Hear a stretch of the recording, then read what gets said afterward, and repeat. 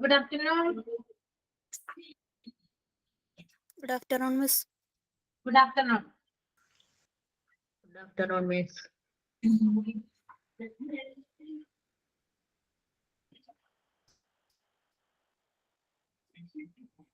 നമ്മൾക്കിനി ഒരു നദി കൂടി ഇടിച്ചു തീർക്കാനുണ്ട് അല്ലേ? ഓർമ്മയുണ്ടോ നിങ്ങൾക്ക് ഏതാണെന്ന്? കൃഷ്ണ. ആ, കൃഷ്ണയാണോ? കൃഷ്ണ എടുത്തിട്ടുണ്ടായിരുന്നു. കാവേരി. കാവേരി. ഓക്കെ.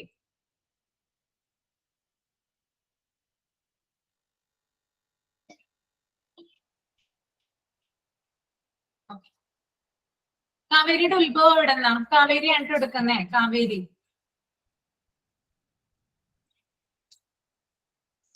ബ്രഹ്മഗിരി കുന്നുകൾ. ആ, എവിടെയാ ബ്രഹ്മഗിരി കുന്നുകൾ? എവിടെയാ? കർണാടക. പശ്ചിമഘട്ടത്തിലല്ലേ കാണപ്പെടുന്നത്? ആ, പശ്ചിമഘട്ടത്തിലാണ്. കർണാടകയിലെ കുടക് ജില്ലയിലെ പശ്ചിമഘട്ടത്തിന്റെ ഭാഗമായ ബ്രഹ്മഗിരി കുന്നിലെ തലക്കാവേരിയിൽ നിന്നാണ് കാവേരി നദി ഉത്ഭവിക്കുന്നത് കേട്ടാ. ഓക്കെ, അപ്പോ നമ്മൾ പറയുമ്പോ ഒന്ന് പറയണം. ഫസ്റ്റ് വൺ കർണാടക കേട്ടാ. കർണാടകയിലെ ഏത് ജില്ല എന്ന് ചോദിക്കുമ്പോ എന്ത് പറയണം? ഏത് ജില്ലയെന്നാ? ആ, കുടക് അല്ലെങ്കിൽ കൂർഗ് എന്ന് പറയൂ കേട്ടോ. ഓക്കെ, അവിടെ നിന്ന് ഉത്ഭവിച്ചു. പശ്ചിമഘട്ടത്തിന്റെ ഭാഗമായ ബ്രഹ്മഗിരിക്കുന്ന് കേട്ടോ. ബ്രഹ്മഗിരിക്കുന്ന് എന്താണ്? ഇമ്പോർട്ടന്റ് ആണ്. ബ്രഹ്മഗിരിക്കുന്നിലെ തലക്കാവേരിയിൽ നിന്നാണ് ഈ ഒരു നദി ഉത്ഭവിക്കുന്നത്. നീളം എത്രയാ വരുന്നത് കാവേരിയുടെ നീളം? 805 കിലോമീറ്റർ. 805 ആണോ 800 ആണോ? കറക്റ്റ് പറഞ്ഞേ. 800 കിലോമീറ്റർ കേട്ടാ. കാവേരിയുടെ നീളം വരുന്നത് 800 കിലോമീറ്റർ ആണ്. ഓക്കെ, എത്ര സംസ്ഥാനങ്ങള്? ഏതൊക്കെ സംസ്ഥാനങ്ങളിലൂടെ ഒഴുകുന്നുണ്ട് കാവേരി? കർണാടക, തമിഴ്നാട്. ആ, കർണാടക, തമിഴ്നാട്. ഓക്കെ, അതിൽ രണ്ടിലും മാത്രമുള്ളോ? വേറെ ഏതെങ്കിലും ഒരു സ്ഥലം വരുന്നുണ്ടോ? ഇല്ല. കേരളത്തിൽ എന്തിന്റെ പോഷക നദികൾ ഒഴുകുന്നില്ലേ?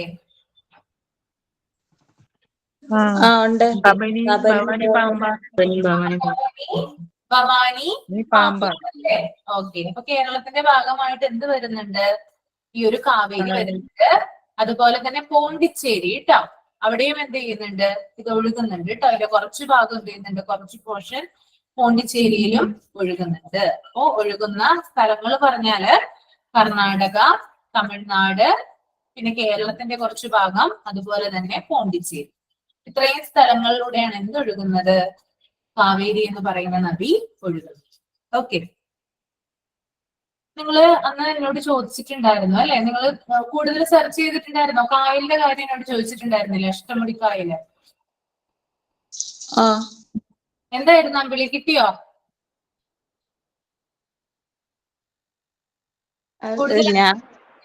അന്വേഷിച്ചോ?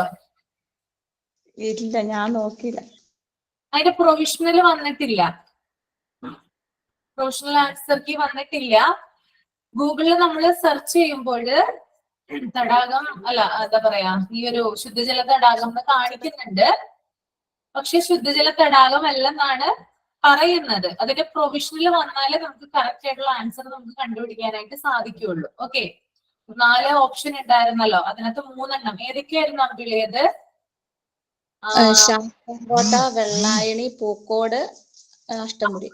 ശാസ്താംകോട്ട, വെള്ളായണി, പൂക്കോട്, ഇത് 3 എണ്ണം ശുദ്ധജല തടാകങ്ങളാണ്.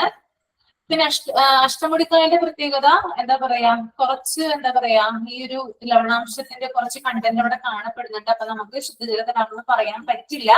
എന്നിരുന്നാലും ചില ഇതില് പറയുന്നത് ഇതൊരു ശുദ്ധജല തടാകമാണെന്നാണ്.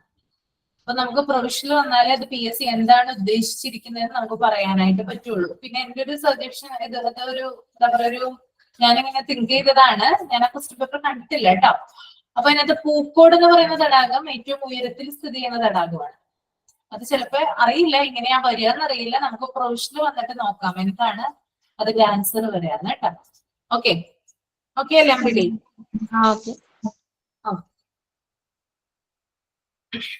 ഓക്കെ, അപ്പൊ നമ്മൾ കാവേരിയിലോട്ട് തിരിച്ചു വരാം.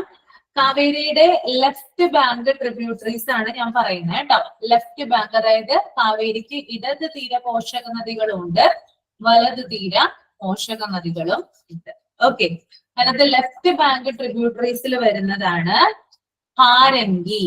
ഓക്കെ, ഹാരംഗിയാണ് എന്ത് ലെഫ്റ്റ് ബാങ്ക് ട്രിബ്യൂട്ടറീസിൽ വരുന്നത്. ഹാരംഗി. 2 ഹേമാവതി. ഓക്കെ, ഒന്ന് നോട്ട് ചെയ്തെടുക്കുക കേട്ടോ.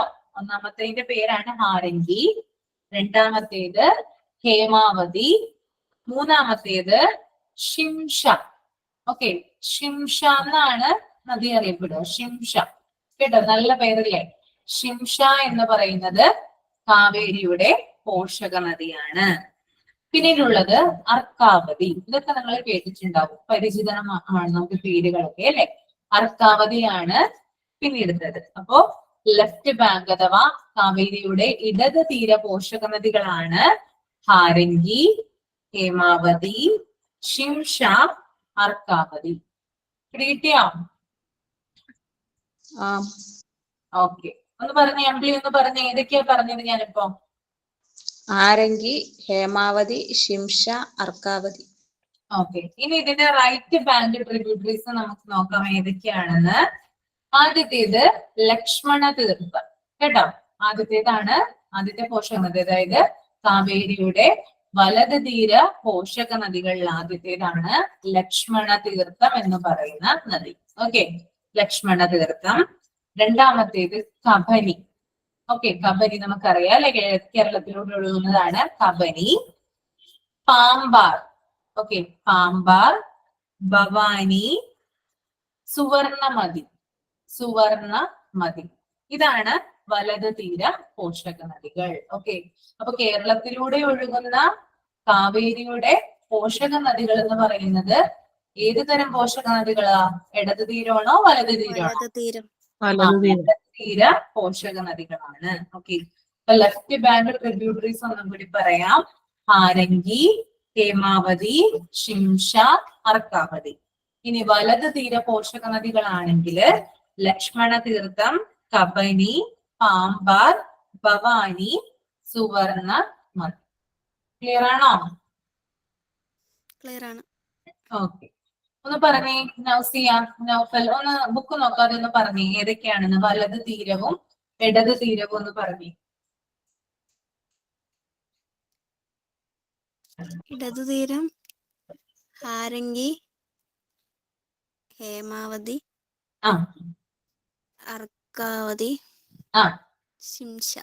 ശിംഷ. വലത് തീരമാണെങ്കിലോ?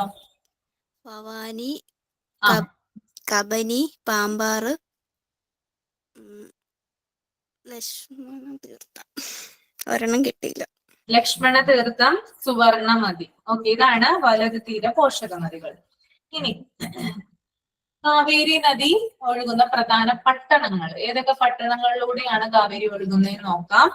നിങ്ങൾക്കറിയാമോ ഏതൊക്കെ പട്ടണങ്ങളാണ് വരുന്നത് കാവേരി നദി ഒഴുകുന്നത്? ശ്രീരംഗപട്ടണം. ശ്രീരംഗപട്ടണം ഉണ്ട്. പിന്നെ തഞ്ചാവൂരുണ്ട്.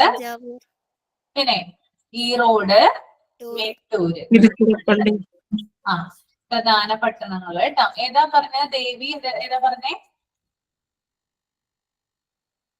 ഒരു പേര് പറഞ്ഞല്ലോ. ഓക്കെ, അപ്പൊ പട്ടണങ്ങളിൽ വരുന്നതാണ് ശ്രീരംഗപട്ടണം, തഞ്ചാവൂര്, ഈറോഡ്, മെട്ടൂര്. ഓക്കെ, ഇനി ഇന്ത്യയിലെ ആദ്യത്തെ ഡാമായ ഗ്രാൻഡ് അണക്കെട്ട് സ്ഥിതി ചെയ്യുന്നത് ഏത് നദിയിലാണ്? ഏത് നദിയിലാ? കാവേരി നദിയിലാണ്. ഇന്ത്യത്തെ ആദ്യത്തെ ഡാമായിട്ടുള്ള ഗ്രാൻഡ് അണക്കെട്ട് കാവേരി നദിയിലാണ്. ഇനി പ്രധാന വെള്ളച്ചാട്ടം, കാവേരി നദിയിലുള്ള പ്രധാന വെള്ളച്ചാട്ടത്തിന്റെ പേരെന്താ? ഹൊഗനക്കൽ വെള്ളച്ചാട്ടം. ഹൊഗനക്കൽ കേട്ടോ, ഹൊഗനക്കൽ വെള്ളച്ചാട്ടം. അതിനൊരു പ്രത്യേകത ഉണ്ടല്ലോ, അതിനെ ഒരു പേര് പറഞ്ഞ് നമ്മൾ വിശേഷിപ്പിക്കുമല്ലോ. എന്താ അത്? ഇന്ത്യയിലെ നയാഗ്ര. ഇന്ത്യയിലെ നയാഗ്ര. ഓക്കെ, അപ്പൊ ഹൊഗനക്കലിൽ അറിയപ്പെടുന്നത് ഇന്ത്യയിലെ നയാഗ്ര എന്നാണ് കേട്ടോ. ഓക്കെ, ഒന്ന് പോയിന്റ് ചെയ്ത് വെക്കാം. ഇനി ഇന്ത്യയുടെ ആദ്യ ജലവൈദ്യുത പദ്ധതിയായ ശിവസമുദ്രം പദ്ധതി കാവേരി നദിയിലാണ് കേട്ടോ. ഇന്ത്യയിലെ ആദ്യ ജലവൈദ്യുത പദ്ധതിയായ ശിവസമുദ്രം പദ്ധതി കാവേരി നദിയിലാണ്. ഏത് ഇയർ ആണെന്ന് അറിയാമോ? ശിവസമുദ്രം ഏതാണ് ഇയർ? ശിവസമുദ്രം പദ്ധതിയുടെ ജലവൈദ്യുത പദ്ധതിയാണെന്ത്? ഇന്ത്യയിലെ ആദ്യത്തെ ജലവൈദ്യുത പദ്ധതിയാണ് ശിവസമുദ്രം എന്ന് പറയുന്നത്. അത് സ്ഥിതി ചെയ്യുന്നത് കാവേരി നദിയിലാണ്. ഇയർ എത്രയാ? ആർക്കും അറിയില്ല. 1902 കേട്ടോ. 1902 ശിവസമുദ്ര പദ്ധതി നിലവിൽ വന്നത്. ഓക്കെ, അപ്പോ ഇന്ത്യയുടെ ആദ്യ ജലവൈദ്യുത പദ്ധതിയായ ശിവസമുദ്രം കാവേരി നദിയിലാണ് 1902. ഓക്കെ, കേരളത്തിലെ ആദ്യത്തെ ജലവൈദ്യുത പദ്ധതി ഏതാ? അപ്പോ കേരളത്തിലെ പള്ളിവാസൽ. ഏതാ നദി? മുതിരപ്പുഴ, മുതിരമ്പുഴ. എന്തിന്റെ പോഷക നദിയാണ്? ഭാരതപ്പുഴ, പറ. ഭാരതപ്പുഴയാണോ? പെരിയാർ, പെരിയാർ. പെരിയാറിന്റെ പോഷക നദിയാണെന്ത്? മുതിരമ്പുഴ അല്ലെ. വർഷം ഏതാ? വർഷം 1940 1940 കേട്ടോ. പള്ളിവാസൽ 1940. അപ്പൊ നിങ്ങളൊന്ന് കണക്ട് ചെയ്ത് വെക്കാം. ഇന്ത്യയിലെ ആദ്യത്തെ ജലവൈദ്യുത പദ്ധതി അത് ശിവസമുദ്രം കാവേരി നദി 1902. കേരളത്തിലെ ആദ്യത്തെ ജലവൈദ്യുത പദ്ധതി പള്ളിവാസൽ മുതിരമ്പുഴ 1940. രണ്ടും ചോദിച്ചാൽ ഇനി കിട്ടില്ലേ നിങ്ങൾക്ക്? കിട്ടില്ലേ? കുഴപ്പമില്ലല്ലോ. അങ്ങനെ തന്നെ കണക്ട് ചെയ്ത് വെക്കുക കേട്ടോ. ഓക്കെ, നെക്സ്റ്റ്, കാവേരി നദി ജല പ്രശ്നം നിലനിൽക്കുന്ന സംസ്ഥാനങ്ങൾ ഏതൊക്കെയാണ്? തമിഴ്നാട്, കർണാടക.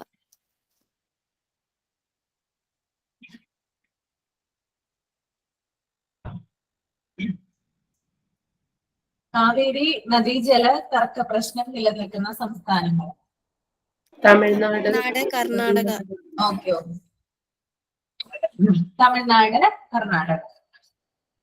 ഇനി ഇതിനു വേണ്ടിയിട്ട് ഒരു തർക്ക പരിഹാര ട്രൈബ്യൂണൽ സ്ഥാപിച്ചു. ഏത് വർഷമാണ്? 1990. 1990. ഒരു സെക്കൻഡ്, എനിക്ക് ചുമ വരുന്നുണ്ട്. ഇപ്പൊ വരാം, ഒരു സെക്കൻഡ്.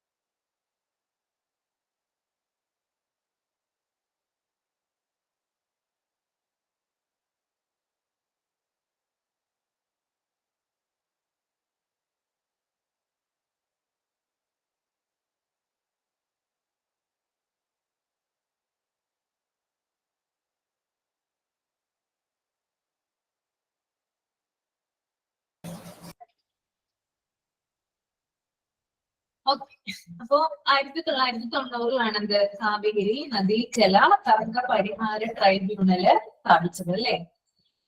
എന്തിനു വേണ്ടിയിട്ടാണ്? എന്താണ് ഇതുകൊണ്ട് ഉദ്ദേശിക്കുന്നത് എന്താണ്? കാവേരി നദീജല തർക്കം എന്താണ്? കമ്പിളി ഒന്ന് പറയാമോ? കാവേരി നദി വെള്ളത്തിന് വേണ്ടിയിട്ടാണ്. അതായത് അവിടുത്തെ, അതായത് കാവേരി നദിയിലെ വെള്ളം ഉപയോഗിക്കുന്നതിന്, യൂസ് ചെയ്യുന്നതിന് എന്താണ്, രണ്ട് സംസ്ഥാനങ്ങളിലും നിലനിന്നിരുന്ന തർക്കമാണത് ഈ ഒരു കാവേരി നദീജല തർക്കം എന്ന് പറയുന്നത് കേട്ടോ. അതായത് കൂടുതൽ ജലം നമുക്കറിയാം അല്ലെ. ഇപ്പൊ സിന്ധു നദീജല കരാറുണ്ടല്ലോ, അതനുസരിച്ച് സിന്ധു നദിയുടെ ചില പോഷക നദികളിലെ ജലം ഇന്ത്യക്കും മറ്റു ചിലതിലേക്ക് പാകിസ്ഥാനുമാണ്. അതുപോലെ തന്നെ ഈ നദി, അതായത് ഈ കാവേരി നദിയിലെ ജലം ഏത് സ്റ്റേറ്റ് ഉപയോഗിക്കണം, ആർക്കൊക്കെയാണ് കൂടുതലായിട്ട് ഉപയോഗിക്കേണ്ടത്, ആർക്കൊക്കെ എടുക്കാം അവിടുത്തെ വെള്ളം, അതിനെ പറ്റി എന്താണ് തർക്കങ്ങൾ ഉണ്ടായിരുന്നു. അപ്പൊ അതിന് തർക്കം പരിഹരിക്കാൻ വേണ്ടി നിലവിൽ വന്ന ട്രൈബ്യൂണൽ കമ്മീഷനാണ് കാവേരി നദി ജല തർക്ക പരിഹാര ട്രൈബ്യൂണൽ എന്ന് പറയുന്നത് കേട്ടോ. 1990 ഇത് നിലവിൽ വന്നത്, ഈ ഒരു ട്രൈബ്യൂണൽ സ്ഥാപിച്ചത്. ഓക്കെ, ഇനി മംഗളൂരു നഗരത്തിന് കുടിവെള്ളം ലഭ്യമാക്കുന്ന കാവേരിയുടെ പ്രധാനപ്പെട്ട പോഷക നദി ഏതാണ്? ബംഗളൂരു നഗരത്തിന് കുടിവെള്ളം ലഭ്യമാക്കുന്നത് അർക്കാവതി. അർക്കാവതി കേട്ടോ. ബംഗളൂരു നഗരത്തിന് കുടിവെള്ളം ലഭ്യമാക്കുന്ന കാവേരിയുടെ പ്രധാനപ്പെട്ട പോഷക നദി ഏതാണ്? അത് അർക്കാവതിയാണ്. അപ്പൊ നമ്മളിപ്പോ ബാംഗ്ലൂരൊക്കെ ചെന്ന് കഴിഞ്ഞാല് അവിടെ കാണുന്ന പ്രധാന ജലസ്രോതസ് എന്ന് പറയുന്നത് അർക്കാവതിയാണ്. ഓക്കെ. ഇനി കേരളത്തിലൂടെ ഒഴുകുന്ന കാവേരി നദിയുടെ പ്രധാനപ്പെട്ട പോഷക നദികൾ ഏതൊക്കെയാണ്? കേരളത്തിലൂടെ ഒഴുകുന്ന നേരത്തെ പറഞ്ഞ കബനി, ഭവാനി, പാമ്പാർ. കബനി, ഭവാനി, പാമ്പാർ. ഓക്കെ. ഇനി കർണാടകയിലെ മൈസൂരിൽ കാവേരി നദിക്ക് കുറുകെ നിർമ്മിച്ചിരിക്കുന്ന ഡാം ഏതാണ്? ഏതായിരിക്കും ഡാം? നിങ്ങളൊന്ന് ആലോചിച്ച് നോക്കിയേ. മേട്ടൂർ ഡാം. അല്ല മോളെ, മേട്ടൂർ ഡാം എവിടെ? അത് തമിഴ്നാട്ടിലല്ലേ? പറഞ്ഞോളൂ. കൃഷ്ണരാജസാഗർ. കൃഷ്ണരാജ സാഗർ ഡാം. ഓക്കെ. കർണാടകയിലെ മൈസൂരിൽ കാവേരി നദിക്ക് കുറുകെ നിർമ്മിച്ചിരിക്കുന്ന ഡാമാണ് കൃഷ്ണരാജസാഗർ ഡാം. ഓക്കെ. നിങ്ങൾ വൃന്ദാവൻ ഗാർഡനിൽ പോയിട്ടുണ്ടോ? മൈസൂര് ആരും പോയിട്ടില്ലേ വൃന്ദാവൻ ഗാർഡനില്? ഈ കൂട്ടത്തില് പോയിട്ടുണ്ട്. അവിടെ കാണപ്പെടുന്ന, അതായത് അവിടെ നമുക്കൊരു വെള്ളച്ചാട്ടം കണ്ടിട്ടില്ലേ നിങ്ങള്? വൃന്ദാവൻ ഗാർഡൻ സാഗർ ഡാമാണ് കേട്ടോ. ഓക്കെ. വൃന്ദാവൻ ഗാർഡനിലാണ് അത് സ്ഥിതി ചെയ്യുന്നത് കേട്ടോ. അതിന്റെ ആ ഒരു പോഷകമായിട്ട് കാണാനായിട്ട് പറ്റി അവിടെ ചെന്നാല് അതാണ് കൃഷ്ണരാജസാഗർ ഡാം. ഓക്കെ. ഇനി കാവേരി നദീതടത്തിന്റെ ആകെ വിസ്തൃതി എത്രയാണ്? ഓക്കെ. 81,155 കേട്ടോ. 81,155 ആണ് കാവേരി നദീതടത്തിന്റെ ആകെ വിസ്തൃതി എന്ന് പറയുന്നത്. ഓക്കെ. ഇതിനകത്ത് 56%, അതായത് കാവേരി നദീതടത്തിന്റെ വിസ്തൃതി വരുമ്പോൾ അതിനകത്ത് ഞാനൊരു കണക്ക് പറഞ്ഞല്ലേ, 81,155 എന്ന് പറഞ്ഞു. അതിനകത്ത് നമ്മൾ ശതമാനം നോക്കുവാണെങ്കിൽ ഏറ്റവും കൂടുതൽ കാവേരി നദി അതിന്റെ ഭാഗങ്ങളൊക്കെ ഒഴുകുന്നത്, ആ ഒരു വിസ്തൃതി, നദീതട വിസ്തൃതി ഏറ്റവും കൂടുതലുള്ളത് തമിഴ്നാടിനാണ്. 56% എന്ത് വരുന്നത്? തമിഴ്നാട്ടില് ഈ ഒരു വിസ്തൃതി വരുന്നത് കേട്ടോ. 56%. പിന്നീട് 41% കർണാടകയ്ക്ക് വരുന്നത്. ഓക്കെ. 41% കർണാടകയ്ക്ക് വരുന്നത്. ഓക്കെ. മനസ്സിലായോ പറഞ്ഞത്?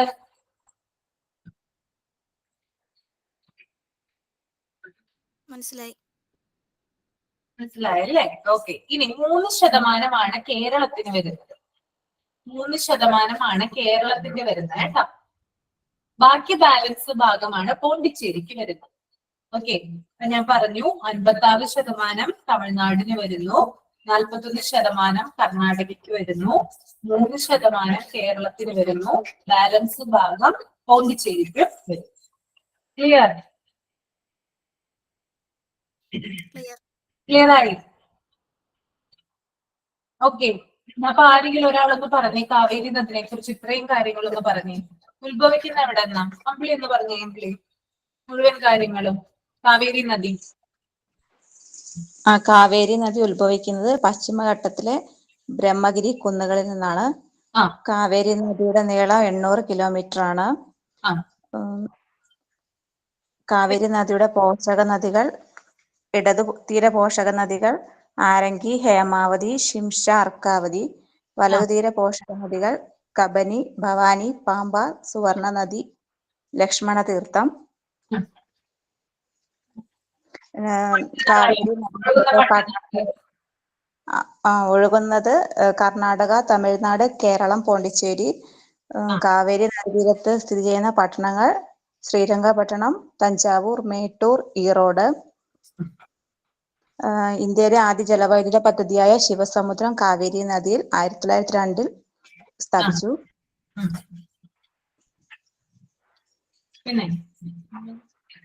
കാവേരി നദീതട വിസ്തൃതി 81,155 ചതുരശ്ര കിലോമീറ്റർ ആണ്.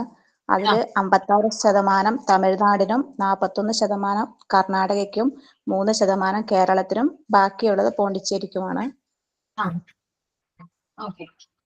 പിന്നെ ഞാനൊന്നും കൂടി പറഞ്ഞു കേട്ടോ. ആദ്യം തുടങ്ങി ഒന്നും കൂടി പറഞ്ഞു തരാം. ചിലപ്പോൾ നിങ്ങൾക്ക് ക്യാച്ച് ചെയ്യാൻ ബുദ്ധിമുട്ടുണ്ടാകും. ഒന്നും കൂടി പറയാം, ശ്രദ്ധിച്ചിരിക്കുക കേട്ടോ. കാവേരി ഉത്ഭവിക്കുന്നത് കർണാടകയിലെ കുടക് ജില്ലയിലെ, കുടക് എന്ന് പറയുന്നത് കൂർഗ് കേട്ടോ, കൂർഗ് എന്ന് പറയപ്പെടുന്നുണ്ട്. കുടക് ജില്ലയിലെ പശ്ചിമഘട്ടത്തിന്റെ ഭാഗമായ ബ്രഹ്മഗിരി കുന്നിലെ തലക്കാവേരിയിൽ നിന്നാണ് കാവേരി ഉത്ഭവിക്കുന്നത്. ഇതിന്റെ നീളം വരുന്നത് 800 കിലോമീറ്റർ ആണ്. ഒഴുകുന്ന സംസ്ഥാനങ്ങള് കർണാടക, തമിഴ്നാട്, കേരളം, പോണ്ടിച്ചേരി. ഇതിന്റെ ലെഫ്റ്റ് ബാങ്ക് ട്രിബ്യൂട്ടറീസ് ആണ്. നമ്മൾ നദികൾ പഠിക്കുമ്പോഴെപ്പോഴും പോഷക നദികള് ഒരിക്കലും മറക്കാനായിട്ട് പാടില്ല. അത് നിർബന്ധമായിട്ട് നമ്മൾ പഠിച്ചിരിക്കണം. ഒന്ന് പോഷക നദികൾ നമ്മൾ പഠിച്ചിരിക്കണം. രണ്ടാമത്തേത് അതിന്റെ ഉത്ഭവം എവിടെയാണെന്ന് പഠിച്ചിരിക്കണം. മൂന്നാമത്തേത് അതിന്റെ നീളം പഠിച്ചിരിക്കണം. നാലാമത്തേത് അതൊഴുകുന്ന സംസ്ഥാനങ്ങൾ നമ്മൾ ഇമ്പോർട്ടന്റ് ആയിട്ട് പഠിച്ചിരിക്കണം. ഈ 4 കാര്യങ്ങൾ നമ്മൾ നദികൾ പഠിക്കുമ്പോൾ പഠിച്ചിരിക്കണം. ഓക്കെ, ആദ്യം ഞാൻ പറഞ്ഞു പോഷക നദികൾ. ഒരു നദി പഠിക്കുമ്പോൾ പോഷക നദി പഠിക്കണം. രണ്ടാമത് നീളം പഠിക്കണം. മൂന്നാമത് ഒഴുകുന്ന സംസ്ഥാനങ്ങൾ പഠിക്കണം. അതുപോലെ തന്നെ ഉത്ഭവം എവിടെയാണെന്നും കൂടി അറിഞ്ഞിരിക്കണം. ഓക്കെ, അപ്പോ കാവേരി ഉത്ഭവിക്കുന്നത് കർണാടകയിലെ കുടക് ജില്ലയുടെ ഭാഗമായ പശ്ചിമഘട്ടത്തിന്റെ അവിടെയുള്ള ബ്രഹ്മഗിരി കുന്നിലെ തലക്കാവേരിയിൽ നിന്നാണ്. ഓക്കെ, ലെഫ്റ്റ് ബാങ്ക് ട്രിബ്യൂട്ടറീസിൽ വരുന്നത് ഒന്ന് ഹാരംഗിയാണ്. ഹാരംഗി ഏത് നദിയുടെ പോഷക നദിയാണെന്ന് ചോദിച്ചാല് അത് കാവേരി നദിയുടെ പോഷക നദിയാണ്. ഹാരംഗി കാവേരി. ഓക്കെ, ഹാരംഗി കാവേരി. ഹേമാവതി അതും എന്തിന്റെ പോഷക നദിയാ? കാവേരിയുടെ പോഷക നദിയാണ്. ഹേമാവതി കാവേരി. അപ്പൊ ആ വെച്ചിട്ടുള്ള 2 എന്താ പറയാ വാക്കുകളും എന്തിന്റെ പോഷക നദിയാണ്?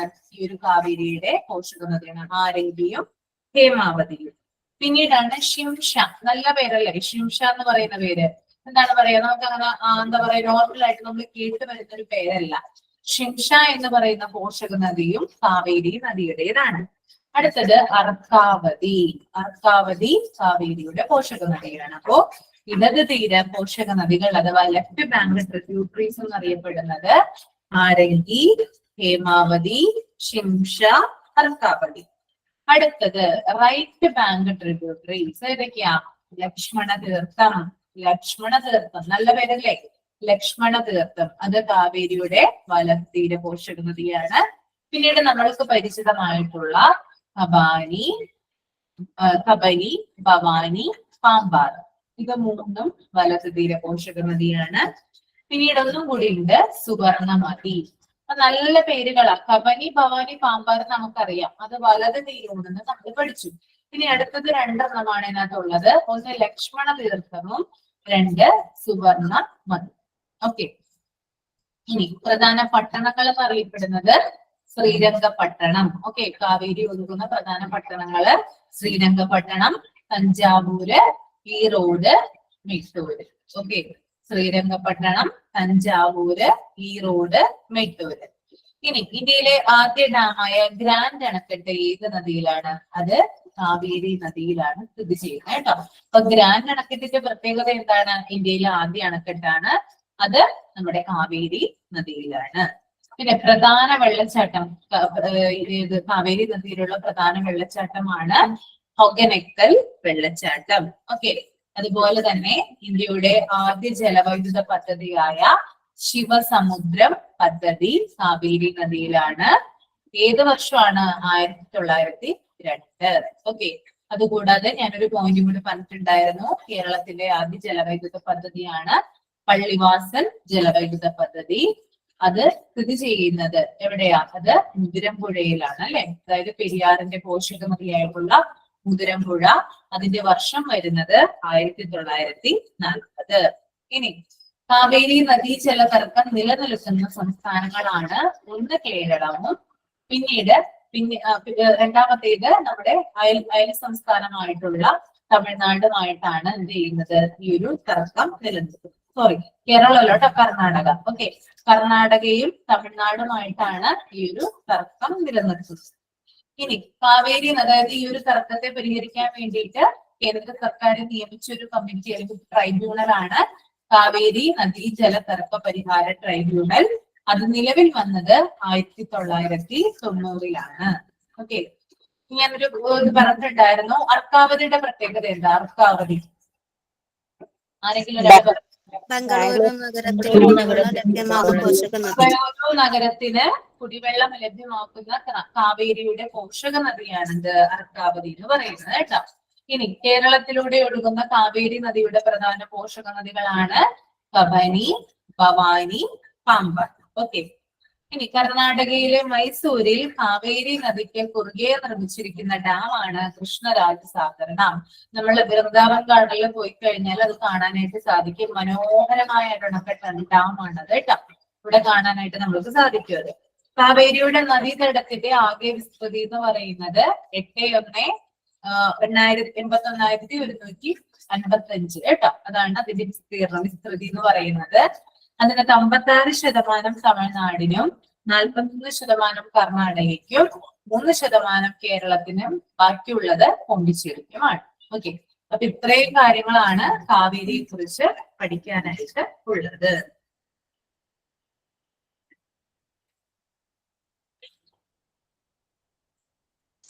മിസ് ഒരു കാര്യം ചോദിച്ചിട്ട്, ഈ അമരാവതിയോ അത് തന്നെയാണ് ഈ അർക്കാവതി?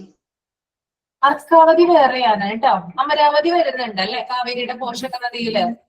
അതൊരു PYQ ആയിരുന്നു, ഒരിക്കലും ഒരു എക്സാമിന് ചോദിച്ചിട്ടുണ്ടായിരുന്നു. എന്താണ് കാവേരി അമരാവതി നദിയുടെ പോഷക നദിയാണെന്ന് ഒരു എക്സാമിന് ചോദിച്ചിട്ടുണ്ടായിരുന്നു. അതാ ഞാൻ ചോദിച്ചത്. ദക്ഷിണ ഗംഗ എന്നറിയപ്പെടുന്നില്ലേ? ദക്ഷിണ ഗംഗ കാവേരി അല്ലെ? അതെ, ദക്ഷിണ ഗംഗ എന്നറിയപ്പെടുന്നത് കാവേരിയാണ്.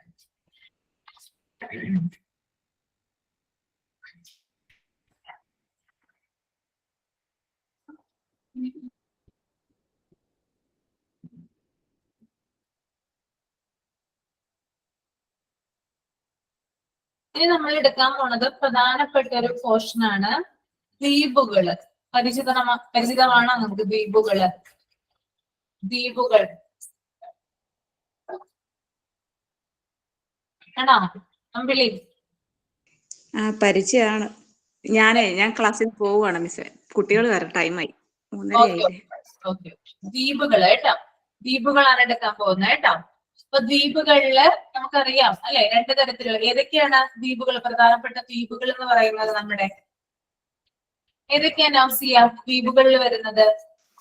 ആൻഡമാനും നിക്കോബാർ. ആൻഡമാൻ നിക്കോബാർ ദ്വീപുകള്, അതുകൂടാതെ ലക്ഷദ്വീപ് അല്ലെ. ഇത് 2 തരമാണ് വരുന്നത്.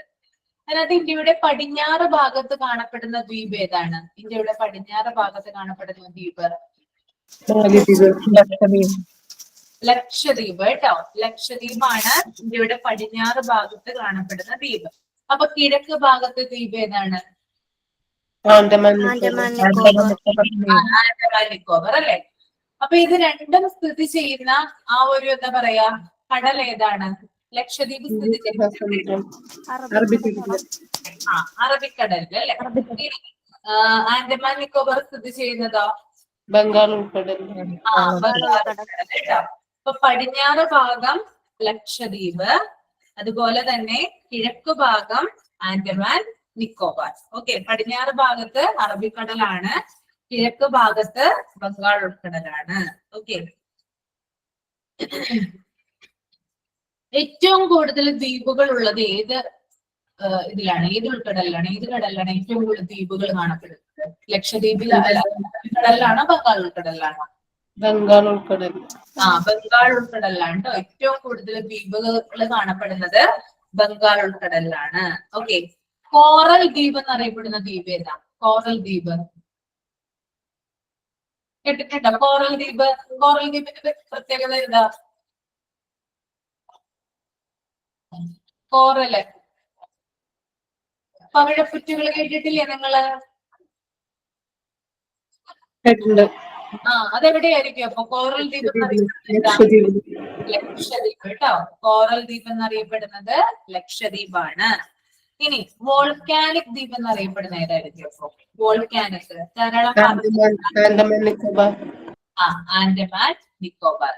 അപ്പൊ ഞാനിപ്പോ പ്രധാനപ്പെട്ട പോയിന്റ്സുകൾ പറഞ്ഞത് ഇന്ത്യയുടെ പടിഞ്ഞാറ് ഭാഗത്ത് കാണപ്പെടുന്ന ദ്വീപാണ് എന്ത് ലക്ഷദ്വീപ്. അത് സ്ഥിതി ചെയ്യുന്നത് അറബിക്കടലിലാണ്. ഇനി ഇന്ത്യയുടെ കിഴക്ക് ഭാഗത്ത് കാണപ്പെടുന്ന ദ്വീപാണ് ആൻഡമാൻ ആൻഡ് നിക്കോബാർ ദ്വീപുകൾ. അത് സ്ഥിതി ചെയ്യുന്നത് ബംഗാൾ ഉൾക്കടലിലാണ്. ഏറ്റവും കൂടുതൽ ദ്വീപുകൾ ഉള്ളത് ആൻഡമാൻ ആൻഡ് നിക്കോബാർ ദ്വീപുകൾ അല്ലെ ബംഗാൾ ഉൾക്കടലിലാണ്. അതുപോലെ തന്നെ കോറൽ ദ്വീപ് എന്നറിയപ്പെടുന്നത് ലക്ഷദ്വീപാണ്. വോൾക്കാനിക് ദ്വീപ് എന്നറിയപ്പെടുന്നത് ആൻഡമാൻ നിക്കോബാർ ആണ്. ഇത്രയും കാര്യങ്ങൾ ക്ലിയർ ആയോ? ക്ലിയർ ആയി. ഓക്കെ. ഇനി ലക്ഷദ്വീപില് ആകെ എത്ര ദ്വീപുകളാണുള്ളത്? ലക്ഷദ്വീപില് എത്ര ദ്വീപുകളുണ്ട് ലക്ഷദ്വീപില്? പറഞ്ഞേ നിങ്ങള്, എത്ര ദ്വീപുകളാണ് ലക്ഷദ്വീപില് മൊത്തം ടോട്ടല്? 36 കേട്ടോ. 36 ദ്വീപുകളാണ് ലക്ഷദ്വീപിലുള്ളത്. അതിനകത്ത് 11 ദ്വീപില് മാത്രമേ ജനവാസമുള്ളൂ. ഓക്കെ, 11 ദ്വീപില് മാത്രമാണ് എന്തുള്ളത്? ജനവാസം ഉള്ളത്. ഇനി അതിന്റെ തലസ്ഥാനം എവിടെയാ വരുന്നത്? തലസ്ഥാനം കവരത്തി. കവരത്തിയാണ് തലസ്ഥാനം വരുന്നത് കേട്ടോ. ഓക്കെ, ലക്ഷദ്വീപിന്റെ തലസ്ഥാനമായിട്ട് വരുന്നത് കവരത്തിയാണ്. ഓക്കെ, ഇനി ലക്ഷദ്വീപിലെ ഏക വിമാനത്താവളം ഏതായിരിക്കും? ലക്ഷദ്വീപിലെ വിമാനത്താവളം അറിയാമോ ആർക്കെങ്കിലും? വിമാനത്താവളം അറിയില്ല? അഗത്തി. അഗത്തി ലക്ഷദ്വീപിലെ ഏക വിമാനത്താവളത്തിന്റെ പേരാണെന്ത്? അഗത്തി എന്ന് പറയുന്നത് കേട്ടോ. അഗത്തി. ഓക്കെ, അപ്പൊ നമ്മള് ലക്ഷദ്വീപിലെ കാര്യങ്ങളാണ് ഇപ്പൊ പറഞ്ഞുകൊണ്ടിരിക്കുന്നത്. ഇന്ത്യയുടെ പടിഞ്ഞാറ് ഭാഗത്ത് അറബിക്കടലിലാണ് എന്ത് സ്ഥിതി ചെയ്യുന്നത്? ലക്ഷദ്വീപ് സമൂഹം സ്ഥിതി ചെയ്യുന്നത്. കോറൽ ദ്വീപ് എന്നാണ് ലക്ഷദ്വീപ് അറിയപ്പെടുന്നത്. ലക്ഷദ്വീപിലെ ആകെ ദ്വീപുകളുടെ എണ്ണം 36 ആണ്. അതിനകത്ത് 11 എണ്ണത്തിൽ മാത്രമാണ് ജനവാസമുള്ളത്. ലക്ഷദ്വീപിന്റെ തലസ്ഥാനം വരുന്നത് കവരത്തിയാണ്. ലക്ഷദ്വീപിലെ ഏക വിമാനത്താവളമാണ് അഗത്തി. ഇനി ലക്ഷദ്വീപിലെ ഏറ്റവും വലിയ ദ്വീപ്, തലസ്ഥാനം കവരത്തിയാണെന്ന് ഓർത്തിരിക്കുക. അപ്പൊ ഏറ്റവും വലിയ ദ്വീപ് ഏതായിരിക്കും ലക്ഷദ്വീപിലെ?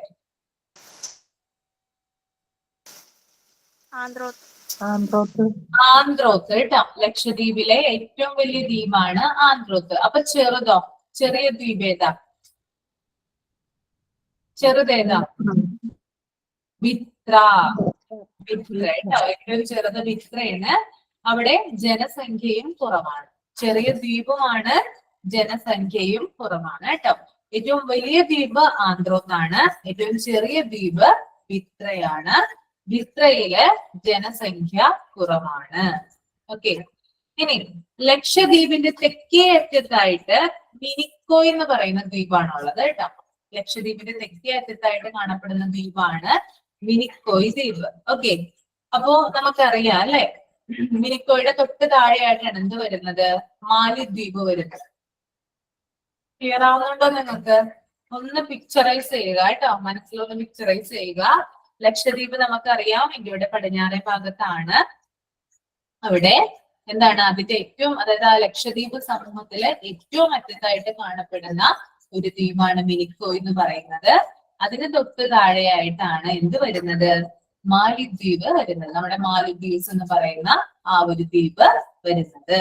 ഓക്കെ, അപ്പോ ഈ മിനിക്കോയും അതുപോലെ തന്നെ മാലിദ്വീപുമാണ് എന്താ പറയാ, അത് അവര് തമ്മിലാണ് ഒരു എന്താ പറയാ അടുത്തടുത്ത് എന്ന് പറയാനായിട്ട് നമുക്ക് സാധിക്കുള്ളൂ അല്ലെ. അപ്പോ ഈ മിനിക്കോയെയും മാലദ്വീപിനെയും തമ്മില് വേർതിരിക്കുന്ന ഒരു ചാനൽ ഉണ്ട്. അതിന്റെ പേരെന്താ? എന്താ അതിനെ പറയാ? മിനിക്കോയെയും മാലദ്വീപിനെയും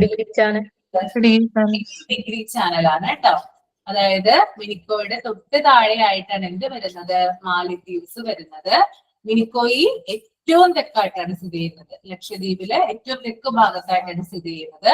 അതുകൊണ്ട് തന്നെ മിനിക്കോയെ മാലിദ്വീപിനെയും വേർതിരിക്കുന്ന ചാനലാണ് 8 ഡിഗ്രി ചാനൽ. ഓക്കെ, ഇനി ഈ മിനിക്കോയ് എന്ന് പറയുന്നത് കുറച്ച് മാറിയാണ് സ്ഥിതി ചെയ്യുന്നത്. ലക്ഷദ്വീപ് സമൂഹം എന്ന് പറഞ്ഞാൽ കുറെ അധികം ദ്വീപുകളുണ്ട് അല്ലെ. 36 ദ്വീപുകളുണ്ട് അവിടെ. ഓക്കെ, അതിനകത്ത് കുറച്ച് മാറിയാണ് എന്ത് സ്ഥിതി ചെയ്യുന്നത്? ഈ ഒരു മിനിക്കോയി സ്ഥിതി ചെയ്യുന്നത്. ഓക്കെ, അപ്പൊ ഒരു ഗ്യാപ്പ് ഉണ്ടാവുമല്ലോ സ്വാഭാവികമായിട്ട് അവിടെ. ഓക്കെ, അപ്പൊ അവിടെയും എന്ത് വരുന്നുണ്ട്, ഒരു ചാനൽ വരുന്നുണ്ട്. ഓക്കെ, അപ്പൊ ക്വസ്റ്റ്യൻ നമുക്ക് ഇങ്ങനെ ചോദിക്കാം, മിനിക്കോയെയും അതുപോലെ തന്നെ മാലിദ്വീപിനെയും തമ്മിൽ, അത് ഞാൻ പറഞ്ഞല്ലോ നേരത്തെ, ലക്ഷദ്വീപ് സമൂഹത്തിൽ നിന്ന് മിനിക്കോയെ വേർതിരിക്കുന്നത് അത് ഏത് ചാനലായിരിക്കും? 9 ഡിഗ്രി 9 ഡിഗ്രി ചാനൽ കേട്ടോ. 9 ഡിഗ്രി ചാനലാണ് ലക്ഷദ്വീപ് സമൂഹത്തിൽ നിന്ന് മിനിക്കോയെ വേർതിരിക്കുന്നത്. ഇതുകൊണ്ടാ, അതായത് ലക്ഷദ്വീപ് സമൂഹം എന്ന് പറയുന്നത് ആ ഒരു 36 ദ്വീപുകൾ അടങ്ങിയിട്ടുള്ളതാണ്. ഈ 36 ദ്വീപുകളില് മിനിക്കോയ് മാത്രം കുറച്ച് ഗ്യാപ്പിലായിട്ട്, കുറച്ച് തെക്കായിട്ടാണ് സ്ഥിതി ചെയ്യുന്നത്. അതുകൊണ്ട് ലക്ഷദ്വീപിനെയും മിനിക്കോയെയും തമ്മിൽ വേർതിരിക്കുന്ന ചാനല് 9 ഡിഗ്രി ആണ്. ഓക്കെ, ഇനി മിനിക്കോയെയും അതിന്റെ തൊട്ട് താഴെയുള്ള എന്തിനേയും വേർതിരിക്കുന്നത് ഞാൻ നേരത്തെ പറഞ്ഞല്ലോ, ഏതാ? മാലദ്വീപ് മാലിദ്വീപിനെയും വേർതിരിക്കുന്നത് 8 ഡിഗ്രി ചാനൽ. 8 ഡിഗ്രി കേട്ടോ. പിടികിട്ടിയ നിങ്ങൾക്ക് ഒന്നുകൂടി ഞാൻ പറഞ്ഞുതരാം കേട്ടോ. ലക്ഷദ്വീപ് സമൂഹമാണ് ആദ്യം. ഓക്കെ, 36 കുഞ്ഞു കുഞ്ഞു ഡോട്ടുകള് നിങ്ങള് നിങ്ങളുടെ ബുക്കില് ഒന്ന് ചെറുതായിട്ടൊന്ന് ആ ഇന്ത്യയുടെ ഒരു മാപ്പ്, ആ ഒരു താഴ്ഭാഗം ജസ്റ്റ് ഒന്ന് വരച്ചിട്ട് പടിഞ്ഞാറ് ഭാഗത്ത് ലക്ഷദ്വീപ് ഒന്ന് അടയാളപ്പെടുത്താനായിട്ട് പെട്ടെന്ന് കിട്ടുന്നെങ്കിൽ 8 ഡിഗ്രി 9 ഡിഗ്രി മാറിപ്പോവില്ല. അതിന് വേണ്ടിയിട്ടാണ് ഇങ്ങനെ പറഞ്ഞു തരുന്നത് കേട്ടോ. അതായത് കുഞ്ഞു കുഞ്ഞ് എന്താ പറയാ, റൗണ്ട് വരച്ചു വെക്കാം. ആ റൗണ്ടില് ഏറ്റവും തെക്ക് ഭാഗത്തായിട്ട് ഏതാണ് കാണപ്പെടുന്നത്? ലക്ഷദ്വീപ് സമൂഹത്തിൽ ഏറ്റവും തെക്ക് ഏതാണ്? ഏതാ? ആ മിനിക്കോയ് ഒന്ന് അടയാളപ്പെടുത്തിയ നിങ്ങള് തൊട്ട് താഴെ. അതായത് കുറെ അധികം ദ്വീപുകൾ റൗണ്ട് ആയിട്ട് വരച്ചു വെക്കുക. അതിനകത്ത് അതിൽ നിന്ന് കുറച്ച് ഗ്യാപ്പ് എടുത്തിട്ട് എന്ത് ചെയ്യുക, ഒരു റൗണ്ട് വരച്ചു വെക്കുക. അതിന് നേരെ മിനിക്കോയ് എന്ന് അടയാളപ്പെടുത്തുക. ചെയ്യുന്നുണ്ടോ? ആ, മിനിക്കോയ് എന്ന് അടയാളപ്പെടുത്തിയേ.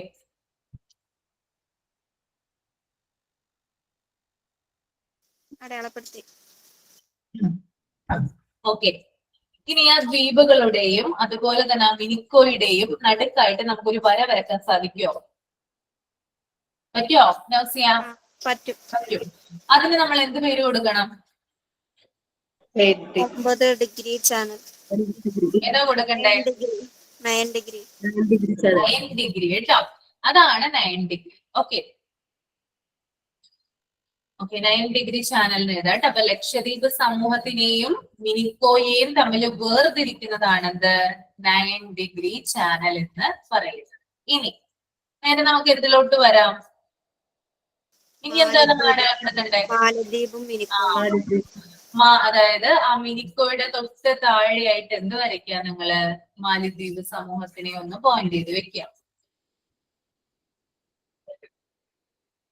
മാലദ്വീപ് സമൂഹത്തിനെ ഒന്ന് പോയിന്റ് ചെയ്ത് വെക്കുക. ഇനി അതിന്റെ നടുക്കായിട്ട്, എന്റെ സെൻട്രലായിട്ട് ഒരു വര വരയ്ക്കുക കേട്ടോ. ഇതിന്റെ നടുക്ക മിനിക്കോയുടെയും മാലിദ്വീപിന്റെയും നടുക്കായിട്ട് എന്ത് ചെയ്യുക, ഒരു വര വരയ്ക്കുക. എന്ത് നമ്മൾ അടയാളപ്പെടുത്തും? 8 degree degree channel. Okay,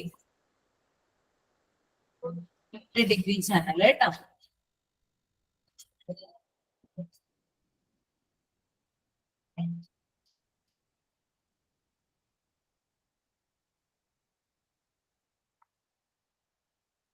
okay, clear ആയില്ലേ? ഒന്ന് പറഞ്ഞേ നൗസിയ, ഒന്ന് 2 പോയിന്റുകൾ ഒന്ന് പറഞ്ഞേ നൗസിയ. മിനിക്കോയ് ദ്വീപിനെയും മാലദ്വീപിനെയും തമ്മിൽ വേർതിരിക്കുന്ന ചാനലാണ് 8 ഡിഗ്രി ചാനൽ. മിനിക്കോയെയും ലക്ഷദ്വീപിനെയും വേർതിരിക്കുന്നതാണ് 9 ഡിഗ്രി ചാനൽ. ഓക്കെ, ശ്രീജ ഒന്ന് പറഞ്ഞേ മോളെ. ശ്രീജ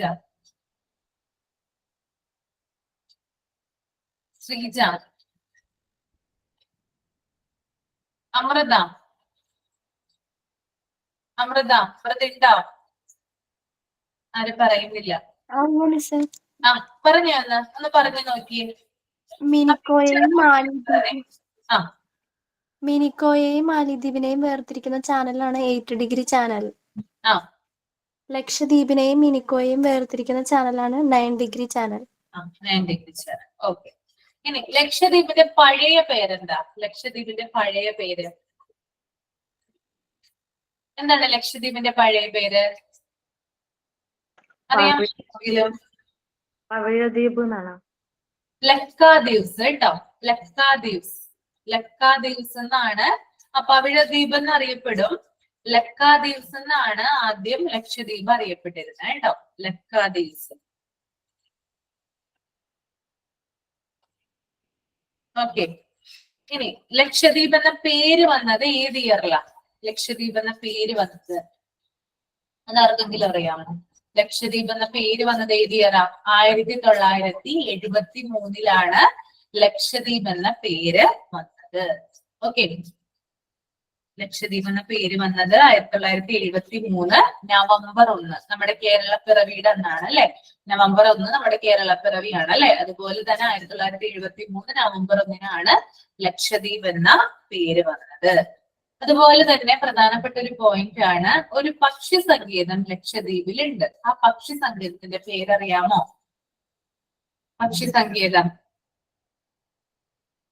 അറിയില്ല. അറിയില്ല, അറിയില്ല.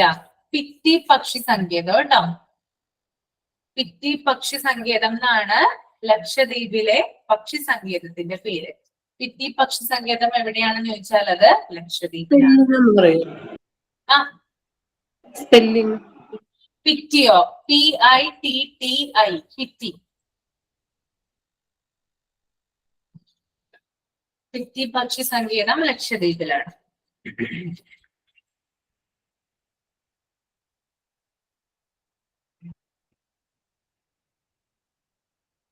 ഓക്കെ, ഇനി നെക്സ്റ്റ് പറയാൻ പോകുന്നത് ആൻഡമാൻ ആൻഡ് നിക്കോബാർ ദ്വീപ സമൂഹത്തിനെ കുറിച്ചിട്ടാണ് കേട്ടോ. ഇത്രയും കാര്യങ്ങൾ ക്ലിയർ ആയോ നമുക്ക്? ലക്ഷദ്വീപ് ഒന്നുകൂടി പറയണോ? ഇനി വേണ്ടല്ലോ, വേണ്ട. ഓക്കെ. ആൻഡമാൻ ആൻഡ് നിക്കോബാർ ദ്വീപ സമൂഹം കേട്ടോ. ആൻഡമാൻ ആൻഡ് നിക്കോബാർ ദ്വീപ സമൂഹം, അതായത് ആൻഡമാൻ ആൻഡ് നിക്കോബാർ എന്ന് പറയുമ്പോൾ അതായത് പഴയ കാലത്ത്, അതായത് ഏറ്റവും പഴയ കാലം എന്ന് പറയാൻ പറ്റില്ല, അധികം പഴയതല്ല, ഏറ്റവും വലിയ കേന്ദ്രഭരണ പ്രദേശമായിരുന്നു എന്ത്? ആൻഡമാൻ ആൻഡ് നിക്കോബാർ അല്ലെ. ഇന്ത്യയിലെ ഏറ്റവും വലിയ കേന്ദ്രഭരണ പ്രദേശം ഏതാണെന്ന് ചോദിച്ചാല് അത് ആൻഡമാൻ ആൻഡ് നിക്കോബാർ ദ്വീപായിരുന്നു. പക്ഷെ ഇപ്പൊ അല്ല. ഇപ്പൊ ഏതാ ഏറ്റവും വലുത് കേന്ദ്രഭരണ പ്രദേശം? ലഡാക്കാണ്. ഏതാ? ലഡാക്ക്.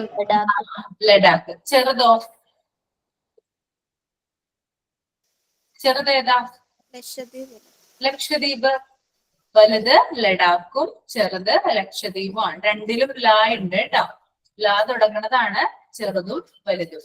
വലുത് ലഡാക്ക്, ചെറുത് ലക്ഷദ്വീപ്. ഓക്കെ, ഇനി ആൻഡമാൻ ആൻഡ് നിക്കോബാറിൽ എത്ര ദ്വീപുകളാണ് ആകെ ഉള്ളത്? ആകെ എണ്ണം എത്രയാ ദ്വീപുകളുടേത്? ദ്വീപുകളുടെ ആകെ 572 ആകെ ദ്വീപുകളുടെ എണ്ണം. നമ്മളെ ലക്ഷദ്വീപിൽ എത്രയാ പറഞ്ഞിരുന്നത് ആകെ? 36 അല്ലെ. ഓക്കെ, അപ്പൊ ആൻഡമാൻ ആൻഡ് നിക്കോബാറില് 572. ഇനി ഇവിടെ ജനവാസമുള്ള ദ്വീപുകളുടെ എണ്ണം എത്രയാ? ജനവാസമുള്ള ദ്വീപുകള്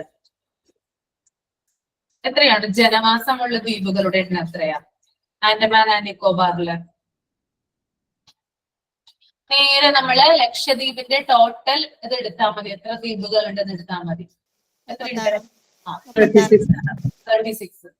36 എണ്ണമാണ് ആൻഡമാൻ ആൻഡ് നിക്കോബാർ ദ്വീപില് ജനവാസമുള്ള ദ്വീപുകളുടെ എണ്ണം എന്ന് പറയുന്നത്. അവിടുത്തെ ടോട്ടൽ ആണ് ഇവിടെ ജനവാസമുള്ള ദ്വീപുകളുടെ എണ്ണമായിട്ട് വരുന്നത് കേട്ടോ. ഓക്കെ, അപ്പോ ലക്ഷദ്വീപില് ആകെ 36 എണ്ണം. അതിനകത്ത് 11 എണ്ണത്തിലാണ് ജനവാസം ഉള്ളത്.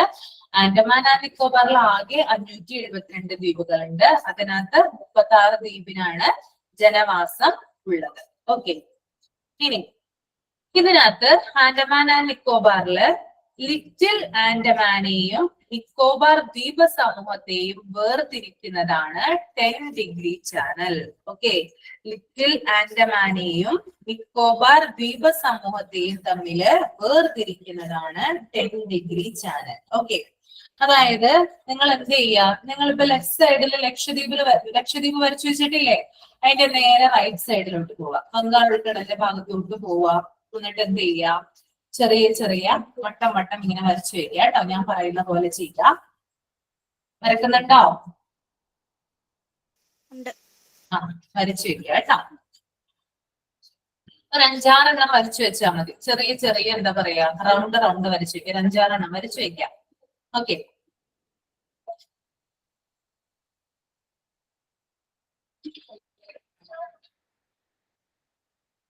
ഈ അതായത് ഇങ്ങനെയുള്ള, അതായത് ഇപ്പൊ നമ്മൾ വരച്ചല്ലോ, റൗണ്ട് ആയിട്ട് വരച്ചല്ലോ, അതാണ് നിക്കോബാർ ദ്വീപ സമൂഹം കേട്ടോ. നിക്കോബാർ ദ്വീപ സമൂഹം ഒന്ന് പോയിന്റ് ചെയ്യുക അവിടെ. നിക്കോബാർ ദ്വീപ സമൂഹം.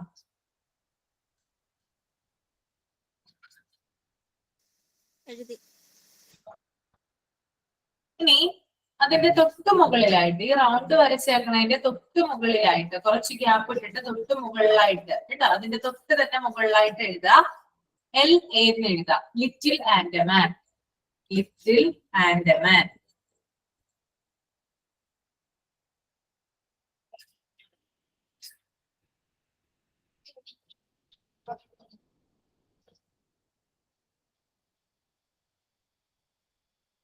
ഓക്കെ, എഴുതിയോ? എഴുതി. എഴുതി. ഇനി രണ്ടിന്റെയും നടുക്ക് ഈ ഒരു ലിറ്റിൽ ആൻഡമാൻ എന്ന് എഴുതിയതിന്റെയും അതുപോലെ തന്നെ ആ റൗണ്ട് വരച്ചില്ലേ നിങ്ങൾ, നിക്കോബാറിനെ വരച്ചില്ലേ, അതിന്റെ നടുക്കായിട്ട് ഒരു വര വരയ്ക്കുക. ഒരു ചെറിയൊരു ലൈൻ വരയ്ക്കുക. അതിന് നേരെ എഴുതുക നിങ്ങള്. എന്തെഴുതും? 10 ഡിഗ്രി ചാനൽ കേട്ടോ. 10 ഡിഗ്രി ചാനൽ. ഓക്കെ, അപ്പൊ അതിൽ നമുക്കൊരു ക്വസ്റ്റ്യൻ ഉണ്ടായിക്കൂടെ? എന്താ ഞാൻ പറഞ്ഞ നേരത്തെ? ലിറ്റിൽ ആൻഡമാനെയും നിക്കോബാറിനെയും തമ്മിൽ വേർതിരിക്കുന്ന ചാനലാണ് 10 ഡിഗ്രി ചാനൽ. ലിറ്റിൽ ആൻഡമാനെയും നിക്കോബാർ ദ്വീപ സമൂഹത്തെയും തമ്മിൽ വേർതിരിക്കുന്ന ചാനൽ ആണെന്ത്? 10 degree channel. ഓക്കെ, ഇനി നിങ്ങള് ഇത് പഠിക്കേണ്ട ആവശ്യമില്ല. നിങ്ങൾ ആ ഒരു പിക്ചറിലോട്ട് നോക്കിയാൽ മതി, നിങ്ങൾക്ക് കിട്ടും ഏതൊക്കെയാണെന്ന് കേട്ടോ. ഓക്കെ, ഇനി അടുത്തൊരു ക്വസ്റ്റ്യൻ വരുന്നുണ്ട്. ലിറ്റിൽ ആൻഡമാനെയും സൗത്ത് ആൻഡമാനെയും തമ്മിൽ വേർതിരിക്കുന്നത് ഏതാണ്? ലിറ്റിൽ ആൻഡമാനെയും സൗത്ത് ആൻഡമാനെയും തമ്മിൽ വേർതിരിക്കുന്നത് ഏതാ? അറിയാമോ? ഇല്ല. ഓക്കെ, ഇല്ല. അപ്പൊ എന്ത് ചെയ്യണം? എന്താ ഡെങ്കൻ പാസേജ് എന്ന് കേട്ടിട്ടുണ്ടോ നിങ്ങള്? കേട്ടിട്ടില്ല ഡെങ്കൻ പാസേജ്? ഡെങ്കൻ പാസേജ് ആണ് ലിറ്റിൽ ആൻഡമാനെയും സൗത്ത് ആൻഡമാനെയും തമ്മിൽ വേർതിരിക്കുന്നത്. അപ്പോൾ ഒരു കാര്യം ചെയ്യാ, ലിറ്റിൽ ആൻഡമാൻ പോയിന്റ് ചെയ്തില്ലേ നിങ്ങള്? ചെയ്തില്ലേ? ലിറ്റിൽ ആൻഡമാൻ എന്ത് ചെയ്തില്ലേ? അതിന്റെ തൊട്ടു മുകളിലായിട്ട് എന്തെഴുതുക? എന്തെഴുതണ്ടേ അപ്പൊ അവിടെ? ലിറ്റിൽ ആൻഡമാന്റെ തൊട്ടു മുകളിലായിട്ട് എന്തെഴുതണം? സൗത്ത് ആൻഡമാൻ എന്ന് എഴുതാം കേട്ടോ. സൗത്ത് ആൻഡമാൻ എന്ന് എഴുതാം. ഓക്കെ, അപ്പൊ സൗത്ത് ആൻഡമാനിന്റെയും ലിറ്റിൽ ആൻഡമാനിന്റെയും നടുക്കായിട്ട് എന്ത് ചെയ്യുക? ഒരു വര കൂടി വരയ്ക്കുക. എന്നിട്ട് അതിന് എന്താ പേര് എഴുതണ്ടേ? എന്ത് പേര് എഴുതണ്ടേ? Duncan passage. ഡെങ്കൻ പാസേജ് കേട്ടോ. Duncan passage. ഓക്കെ, ഇപ്പൊ നമ്മൾ പറഞ്ഞത് ലിറ്റിൽ ആൻഡമാനെയും സൗത്ത് ആൻഡമാനെയും തമ്മിൽ വേർതിരിക്കുന്നത് ഡെങ്കൻ പാസേജ് ആണ്. ഓക്കെ, ഇനി ലിറ്റിൽ ആൻഡമാനെയും നിക്കോബാർ ദ്വീപ സമൂഹത്തെയും തമ്മിൽ വേർതിരിക്കുന്നത് ഏതാ? 10 ഡിഗ്രി ചാനൽ. ഓക്കെ, ലിറ്റിൽ ആൻഡമാനെയും സൗത്ത് ആൻഡമാനെയും തമ്മിൽ വേർതിരിക്കുന്നത് ഏതാ? Duncan passage. രണ്ടും ക്ലിയർ ആയോ? ക്ലിയർ ഓക്കെ, ആയി. അപ്പൊ ഒന്ന് പറയണ്ടേ, 9 ഡിഗ്രി ചാനൽ ഏതാ? 9 ഡിഗ്രി ചാനലിന്റെ പ്രത്യേകത എന്താ? 9 ഡിഗ്രി മിനിക്കോയും ലക്ഷദ്വീപിനെയും ലക്ഷദ്വീപിനെയും മിനിക്കോയെയും തമ്മിൽ വേർതിരിക്കുന്നത്. അപ്പൊ 8 ഡിഗ്രി ചാനലോ? മാലിദ്വീപിനെയും മാലിദ്വീപിനെയും മിനിക്കോയെയും തമ്മില് വേർതിരിക്കുന്നത്. ഓക്കെ, ഇനി നിങ്ങള് ഈ സൗത്ത് ആൻഡമാൻ എഴുതിയില്ലേ, അതിന്റെ മുകളിലായിട്ട് ഒരു കുത്തും കൂടി ഇട്ടിട്ട് എഴുതുക, മിഡിൽ ആൻഡമാൻ.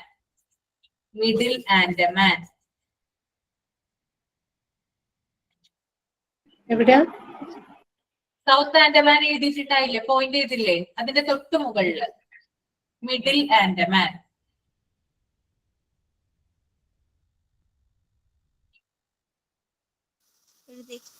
എഴുതിയോ? എഴുതി. ആ മിഡിൽ ആൻഡമാന്റെ തൊട്ടു മുകളിലായിട്ട് ഒരെണ്ണം കൂടി ഉണ്ട്. ഏതായിരിക്കും അത് വരിക? ഏറ്റവും നോർത്തിലാണ്. North north Andaman. Okay, north Andaman. Okay, ഇപ്പൊ നോർത്ത് ആൻഡമാൻ നിങ്ങൾ നോക്കി ഒന്ന് ക്രമം ശരിയാണോ നോക്കി ഞാൻ പറയുന്നത്. ആദ്യം നോർത്ത് ആൻഡമാൻ വരും. ഓക്കെ, ശരിയാണോ പറയുന്നത്? ശരിയാണ്. ആദ്യം നോർത്ത് ആൻഡമാൻ വരും. അത് കഴിഞ്ഞിട്ട് എന്താ വരിക? മിഡിൽ ആൻഡമാൻ വരും. അത് കഴിഞ്ഞിട്ട് എന്താ വരിക? സൗത്ത് ആൻഡമാൻ വരും. അത് കഴിഞ്ഞിട്ട് എന്താ വരിക? ലിറ്റിൽ ആൻഡമാൻ ലിറ്റിൽ ആൻഡമാൻ ആൻഡമാൻ വരും. ഇത്രയുമാണ് ആൻഡമാൻ എന്ന് പറയുന്ന ഒരു ദ്വീപസമൂഹം. അതിൽ നിന്ന് വേറിട്ട് നിൽക്കുന്നതാണ് നിക്കോബാർ ദ്വീപസമൂഹം. മനസ്സിലായോ? രണ്ടും കൂടി നമ്മളെപ്പോഴും ഒരുമിച്ചാ പറയാ. ആൻഡമാൻ ആൻഡ് നിക്കോബാർ ദ്വീപുകൾ എന്നാ പറയാ. ഓക്കെ, അത് കേന്ദ്രഭരണ പ്രദേശമാണ്. ടോട്ടൽ അങ്ങനെയാണ് പറയുന്നത്. പക്ഷെ ഇവ സ്ഥിതി ചെയ്യുന്ന സ്ഥലങ്ങൾ തമ്മിൽ എന്തുണ്ട്? ഡിഫറൻസ് ഉണ്ട്. അതുകൊണ്ട് തന്നെയാണ് north Andaman, middle Andaman, south Andaman and little Andaman എന്നിങ്ങനെ ആ 4 എണ്ണത്തിനെ കൂടി ഒരുമിച്ച് പറയുന്നതാണ് എന്ത്? ആൻഡമാൻ ദ്വീപ് സമൂഹം എന്ന് പറയുന്നത്. അതിൽ നിന്ന് കുറച്ചു മാറിയിട്ടാണ് എന്ത് സ്ഥിതി ചെയ്യുന്നത്? നമ്മുടെ നിക്കോബാർ ദ്വീപ് സമൂഹം സ്ഥിതി ചെയ്യുന്നത്. ക്ലിയർ ആയെന്ന് കരുതുന്നു കേട്ടോ. ഓക്കെ,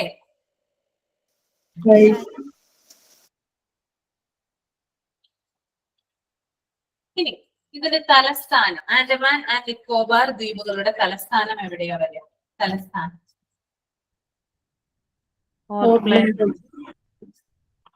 പോർട്ട് ബ്ലെയർ കേട്ടോ, അല്ലെ? കേട്ടിട്ടില്ലേ നിങ്ങള്?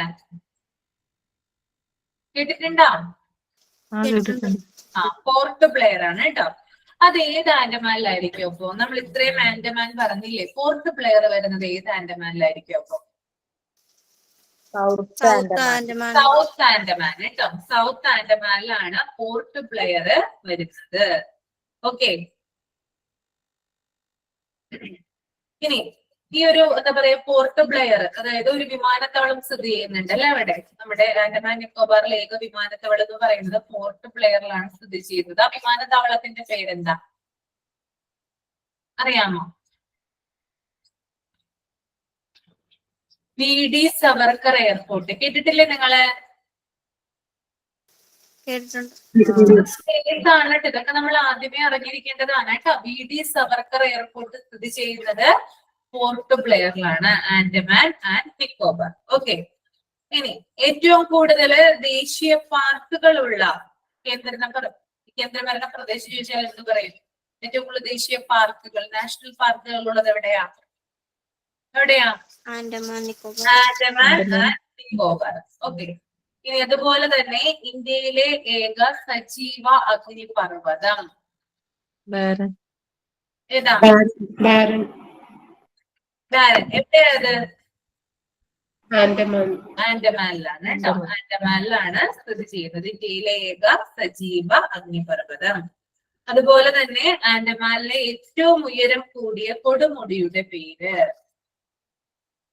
ഏറ്റവും ഉയരം കൂടിയ കൊടുമുടിയുടെ പേരെന്താണ്? സാഡിൽ പീക്ക് അല്ലെ, സാഡിൽ കൊടുമുടി. ഓക്കെ, ഇനി അതുപോലെ തന്നെ ആൻഡമാനിലെ ഒരു പ്രത്യേകതയാണ് ഉഷ്ണമേഖലാ മഴക്കാടുകളാണ് ആൻഡമാനിലെ വനങ്ങൾ എന്നറിയപ്പെടുന്നത് കേട്ടോ. ആൻഡമാനിൽ നമ്മൾ കാണപ്പെടുന്ന വനപ്രദേശം എന്ന് പറയുന്നത് ഉഷ്ണമേഖലാ മഴക്കാടുകളാണ് കേട്ടോ.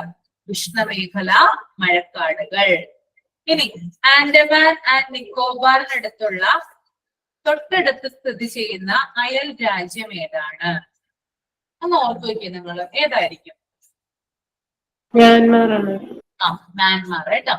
ആൻഡമാൻ ആൻഡ് നിക്കോബാർ ദ്വീപിനടുത്തുള്ളത് മ്യാൻമാർ ആണ് കേട്ടോ. ഓക്കെ, അതിന്റെ ഒരു എന്താ പറയാ, അതിന്റെ ഒരു ലെഫ്റ്റ് സൈഡ് ആയിട്ടൊക്കെയാണ് എന്ത് വരുന്നത്? ഈ ഒരു ലെഫ്റ്റ് സൈഡ് എന്ന് പറയുമ്പോൾ നിങ്ങൾ ആ ഒരു ഇതിൽ നോക്കണോട്ടോ, അതായത് നമ്മുടെ ആ ഒരു തമിഴ്നാടിന്റെ ഭാഗമായിട്ടല്ല വരുന്നത്, അതിന്റെ ഇപ്പുറത്ത് കേട്ടോ. ഓക്കെ, ഞാൻ പറയുന്നത് മനസ്സിലാവുന്നുണ്ടോ നിങ്ങൾക്ക്? ക്ലിയർ ആവുന്നുണ്ടോ? ആൻഡമാൻ ആൻഡ് നിക്കോബാർ, അതായത് നമ്മളിപ്പോ ആ ഒരു എന്താ പറയാ കുറെ കാര്യങ്ങൾ പോയിന്റ് ഔട്ട് ചെയ്തില്ലേ, അതിന്റെ റൈറ്റ് സൈഡിലായിട്ട് എന്ത് ചെയ്യുക, നിങ്ങൾ മ്യാൻമാർ എന്നൊന്ന് രേഖപ്പെടുത്തുക. ഓക്കെ, ഇനി വേറൊരു ക്വസ്റ്റ്യൻ വരുന്നുണ്ട്. നിക്കോബാർ ദ്വീപിനടുത്തുള്ള രാജ്യം ഏതാണ്? നിക്കോബാർ ദ്വീപിനടുത്തുള്ള രാജ്യം നേരത്തെ ഞാൻ പറഞ്ഞത് ആൻഡമാൻ ആൻഡ് നിക്കോബാർ ദ്വീപിലുള്ള രാജ്യം. ബംഗ്ലാദേശ് ആണ്. അല്ല നിക്കോബാർ എന്ന് പറയുന്നത് സൗത്ത് ആയിട്ടല്ലേ വരിക, നമ്മൾ വരച്ചില്ലേ, അതിന്റെ തൊട്ട് താഴെയുള്ളതാണ് കേട്ടോ. മ്യാൻമാർ എന്ന് പറയുമ്പോൾ നമ്മള് എന്താ പറയാ, അവര് ആൻഡമാൻ ആൻഡ് നിക്കോബാർ പൊതുവെ പറയുന്നതാണ്. ആ ആൻഡമാന്റെ ഒക്കെ സൈഡിലായിട്ട് വരുന്നത് മ്യാൻമാർ. പക്ഷെ നിക്കോബാർ എന്ന് നമ്മൾ എടുത്ത് ചോദിക്കുമ്പോൾ അതിന്റെ തെക്കായിട്ട് ആ റൗണ്ട് നമ്മൾ വരച്ചില്ലേ, അതിന്റെ തെക്ക് ഭാഗത്തായിട്ട് ഒരു രാജ്യം വരുന്നുണ്ട്. ആ രാജ്യത്തിന്റെ പേരെന്താ? നിങ്ങളൊന്ന് ആലോചിച്ച് നോക്കിയേ. സുനാമി ഒക്കെ ഏറ്റവും കൂടുതൽ അഫക്ട് ചെയ്തത് ആ ഒരു രാജ്യത്തിനാണ്. ഏതാണ്? ശ്രീലങ്ക. ഇന്തോനേഷ്യ കേട്ടോ. കേട്ടിട്ടുണ്ടോ ഇന്തോനേഷ്യ? ആ അതാണ് കേട്ടോ. നിക്കോബാർ ദ്വീപ സമൂഹത്തിനടുത്തുള്ളത് ഇന്തോനേഷ്യയാണ്. എന്നാല് ആൻഡമാൻ ആൻഡ് നിക്കോബാർ ദ്വീപിനടുത്തുള്ളതെന്ന് എടുത്തു ചോദിച്ചാൽ അത് മ്യാൻമർ ആണ്. ഓക്കെ,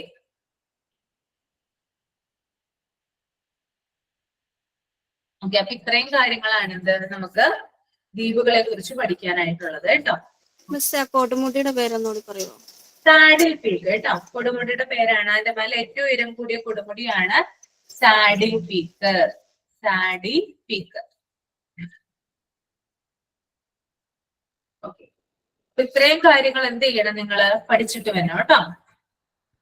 ഓക്കെ, ഞാൻ അടുത്ത ക്ലാസ്സിൽ ക്വസ്റ്റ്യൻസ് നദികളും എന്ത് ചെയ്യാം, അതായത് ഉപദ്വീപീയ നദികളുടെ പോഷക നദികള് അത് ഉത്ഭവിക്കുന്നത് എവിടെ, അതിന്റെ നീളം എത്രയാണെന്നൊക്കെ എന്ത് ചെയ്യുക നോക്കിയിട്ട് വരിക. അതിന്റെ കൂട്ടത്തിൽ തന്നെ ദ്വീപുകളും നോക്കാം.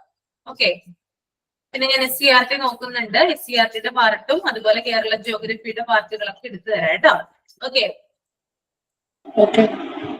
Okay okay thank you. Class wind up ചെയ്യാനായിട്ടോ. Thank U.